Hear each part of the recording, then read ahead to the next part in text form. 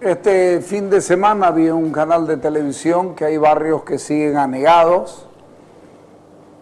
Le pedí a algunos amigos que pregunten si la alcaldía había ido por allá dijeron que los iban a trasladar, se acuerdan la arquitecta Sosa, y de ahí dije, no, esto hay que seguirlo.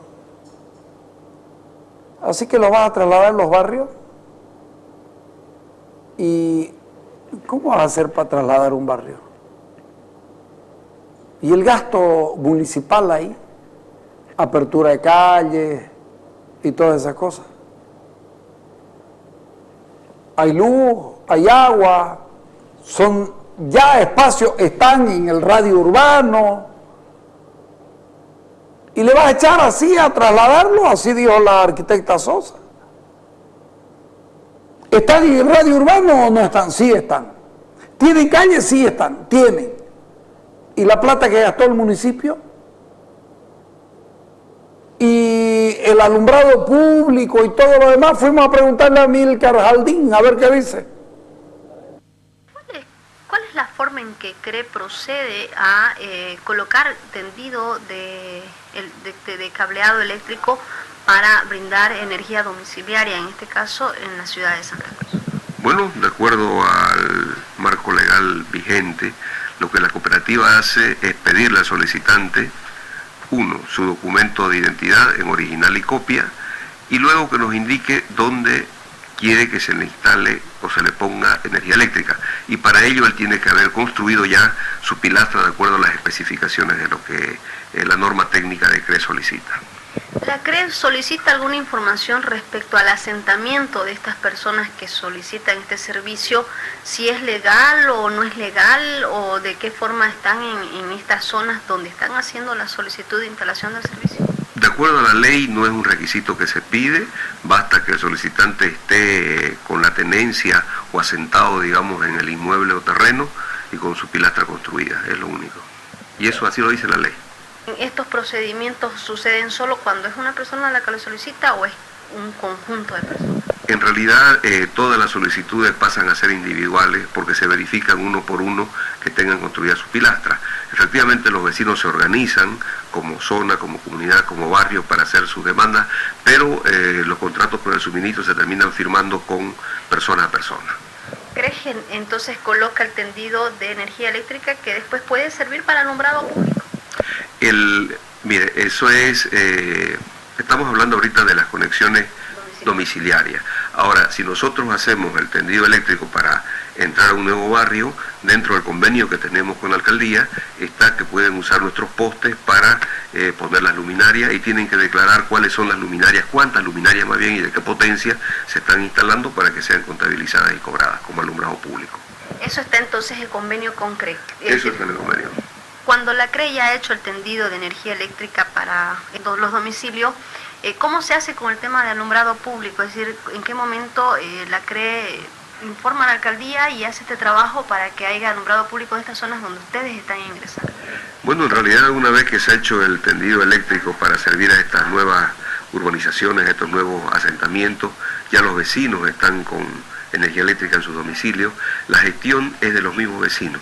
Ellos se dirigen a la dirección del alumbrado público, señalan que en su zona, por ejemplo, no existe alumbrado público y que ya se les está cobrando porque efectivamente la ley nos manda grabar aumentar el 10% a la factura de consumo de energía eléctrica que es para el alumbrado público. Entonces el mismo vecino se encarga de decirle al municipio que en su zona ya está el tendido y que corresponde poner luminaria. ¿En qué momento comunica el municipio de Santa Cruz que está haciendo el tendido eléctrico? En realidad en el procedimiento no está el de informarle en qué momento se le debe decir que hay tendido eléctrico, no está en el procedimiento de construcción de redes eléctricas. Cuando los asentamientos son ilegales, en este caso, ¿hay alguna normativa o algo que especifique que CRE no puede colocar este servicio en este caso? Bueno, en el tema de las urbanizaciones que nacen espontáneamente o porque se asientan ilegalmente, digamos, sectores de la población, la ley de electricidad prevé igual brindarle energía eléctrica. Nosotros mandamos a un inspector para que verifique en el terreno cuántas familias están viviendo, cuál es el tendido de calles que ellos han hecho en ese diseño básico, y de acuerdo a lo que hay en terreno, nosotros hacemos un tendido eléctrico, digamos, para satisfacer las necesidades de la zona. Cuando no es un asentamiento así espontáneo. Cuando no es, entonces sí, ya la urbanización cuenta con el debido permiso de la alcaldía, nos dicen cuáles son los ejes de calle, pero no hay más, digamos, ¿no? Simplemente que ahí ya la referencia es más precisa porque la alcaldía nos dice, estas son las calles aprobadas, y a partir de ahí sabemos nosotros a cuántos metros a cada lado podemos poner nuestros postes, pero estas son las urbanizaciones aprobadas de acuerdo a ley. ¿Hay alguna forma o alguna ley que determine que ustedes no puedan poner en áreas ilegales en este caso? Hay la manera, nosotros no le ponemos si existe una orden judicial. Una orden judicial que diga, señores, creen ustedes dentro de esta coordenada no pueden poner su poste de energía eléctrica o no pueden brindar directamente el servicio de energía eléctrica. Con una prohibición judicial nosotros no hacemos nada. Es un juez el que nos la da y tiene que solicitarla pues el vecino que se sienta afectado, digamos, o la institución que se sienta afectada. Entonces, de acuerdo a la ley, ustedes tienen que sí o sí colocar energía eléctrica a quien se lo solicite. Ese es el mandamiento, esa es la disposición legal que exige nada, digamos, para que se instale el servicio de energía eléctrica. Es decir, repitiendo solamente carnet de identidad en original y en copia, y que el solicitante esté en posesión del terreno. Es decir, viviendo ahí y tener construida su pilastra de acuerdo a lo que manda la norma técnica. No es más. Claringo. Claringo. Tras de ellos llega al municipio y trabaja haciendo lo que le dé la gana.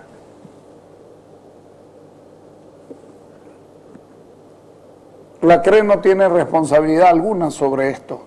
Y fuimos y Melvi fue sunchadora porque queríamos saber exactamente dónde comenzaba esto y sigue siendo responsabilidad municipal.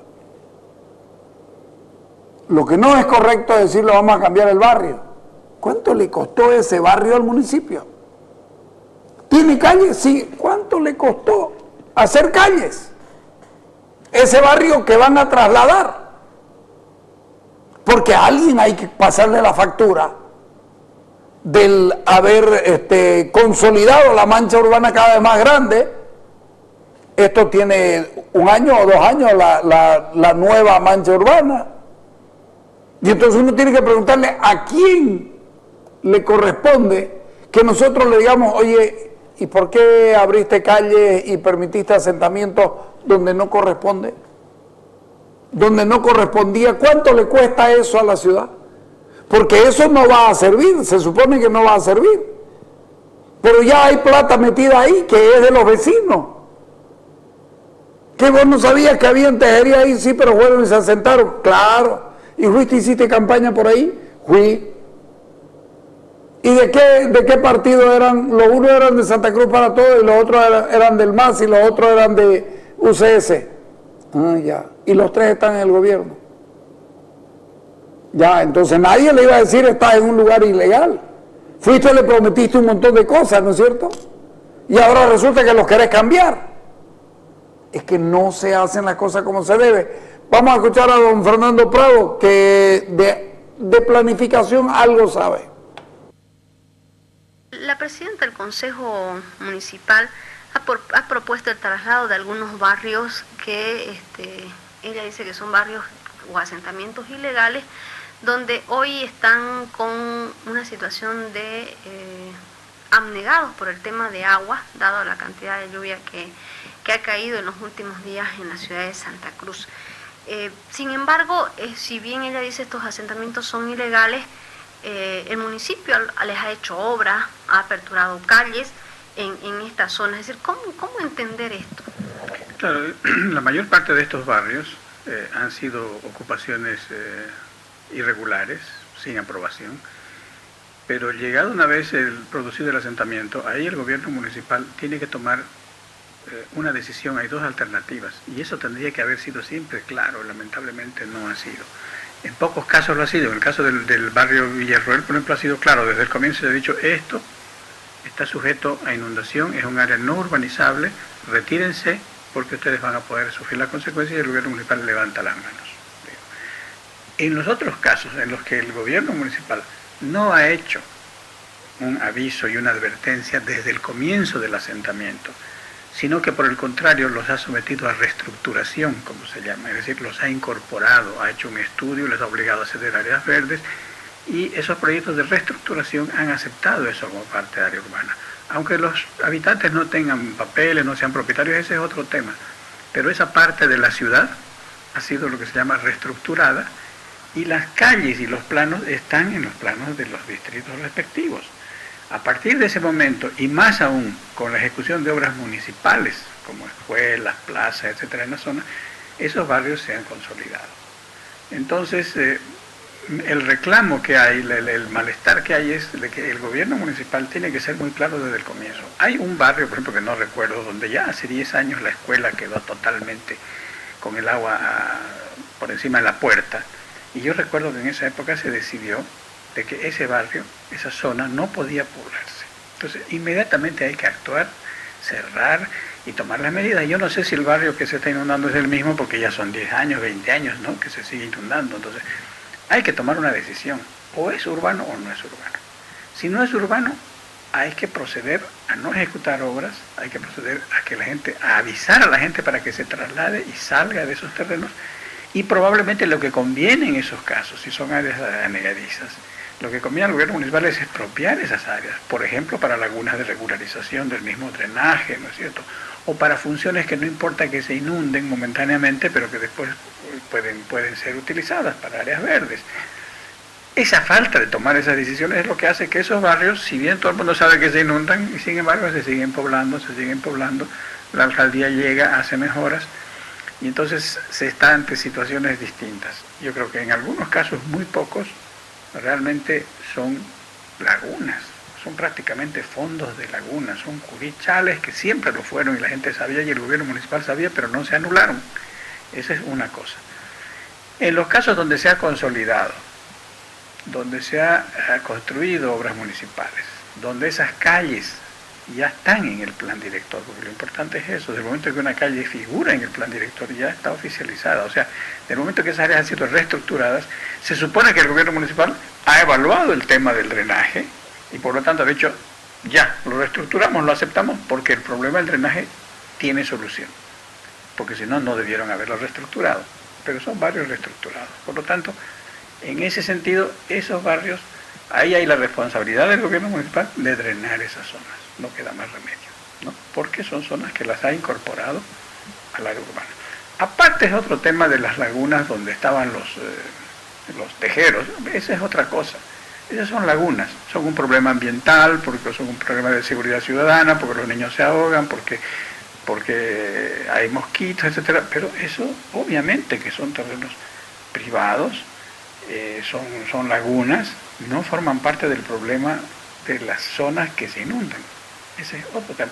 Si se las va a recuperar o se las va a convertir en lagunas o se las va a rellenar, es un proyecto específico que hay que desarrollar. Pero no es el tema de barrios que tienen o no tienen solución en cuanto al problema del drenaje.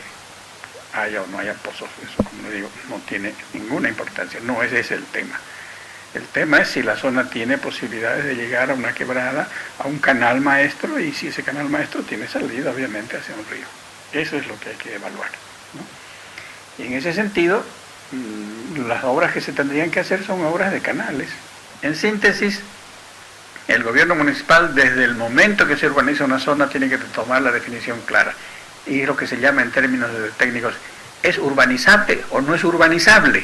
Eso es clave. Por ejemplo, en el barrio... Está clarito y es lamentable que sigamos sin respuesta. Pregunto, el lugar donde se asentaron y donde el municipio prometió trasladar, que no ha hecho nada y el agua seguía hasta el día viernes en la mañana, ¿lo trasladaron, no lo trasladaron? ¿Hicieron el drenaje, no hicieron el drenaje? ¿Salieron en la televisión, lo llevaron a Percy Fernández para que parezca que estaba haciendo algo? ¿Qué pasó al final? ¿Qué pasó? O sea, a mí me preocupa mucho lo que está pasando con esta ciudad y en lo que vamos a terminar, acuérdense de lo que les digo, no es chiste. Esta ciudad va a terminar mal, no son responsables. ¿Ok? ¿Corte? Sí, vamos.